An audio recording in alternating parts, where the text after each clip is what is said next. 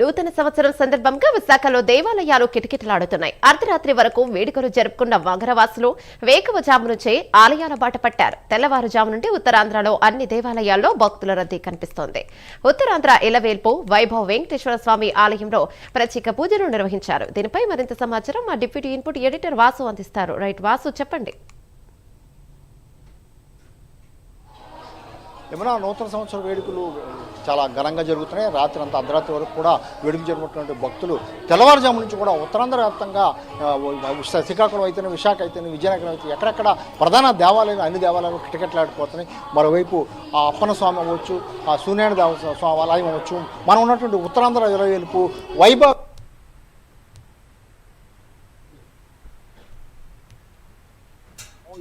వాళ్ళందరూ వేడుకుంటున్నారు.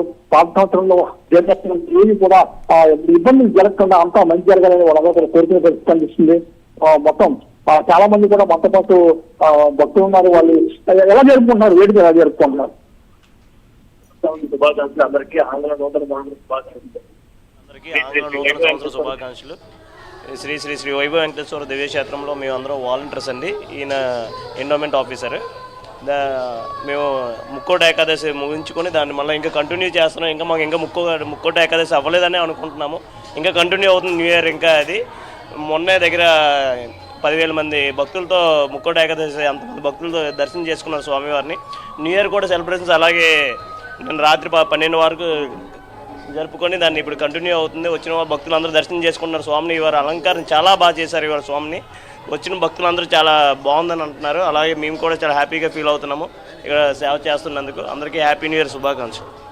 ఆలయానికి సంబంధించిన వారు ఉన్నారు సార్. ఏ విధంగా ఏర్పాట్లు చేశారు? భక్తులు కూడా భారీ ఉదయం నుంచి కూడా ఉత్తరాంధ్ర వ్యాప్తంగా కూడా వస్తున్నారు కదా. భక్తులకు ఏ విధంగా ఇబ్బందులు లేకుండా ప్రత్యేక క్యూలను ఏర్పాటు చేశామండి. ఆ క్యూలలో భక్తులు స్వామివారి దర్శించుకునే విధంగా అన్ని ఏర్పాట్లు కూడా చేసాం. అలాగే కంటిన్యూస్గా భక్తులు ఉన్నారండి. ఎవరికి ఏ ఇబ్బందులు లేకుండా డ్రింకింగ్ వాటర్ కానీ వాళ్ళకి అన్ని కూడా ఏర్పాటు చేయడం జరిగిందండి. ఇంకా చాలామంది కూడా ఉదయం నుంచి కూడా భక్తులు ఉన్నారు.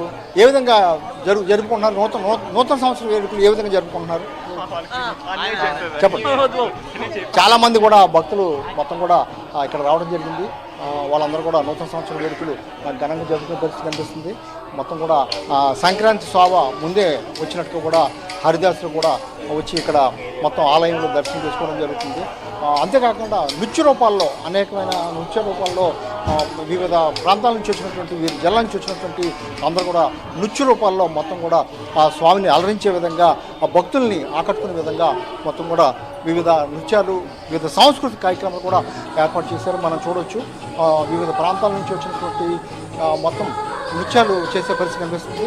ఎందుకంటే వెంకటేశ్వర స్వామికి ఎంతో ఇష్టమైనటువంటి ఈ నృత్యం కానీ, లేకపోతే సాంస్కృతిక కార్యక్రమం కానీ ఇవన్నీ కూడా ఆయన్ని అలరించే విధంగా, భక్తులను అలరించే విధంగా మొత్తం కూడా ఈ కార్యక్రమాలు నిర్వహిస్తున్నారు. ఉత్తరాంధ్ర వ్యాప్తంగా కూడా భారీగా మొత్తం విద్యార్థులు అయితేనే, లేకపోతే నృత్యం నేర్చుకున్నటువంటి వీళ్ళందరూ కూడా భారీగా తరలివచ్చి ఎంతో సందడిగా మొత్తం కూడా నూతన సంవత్సరం వేడుకలు జరుపుకోవడం పాటు ఈ ఆలయంలో వేడుకలు జరుపుకునే పరిస్థితి కనిపిస్తుంది.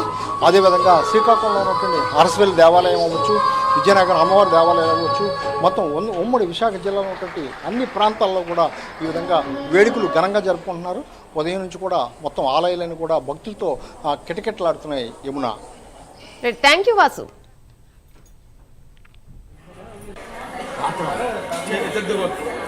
చతుర్థ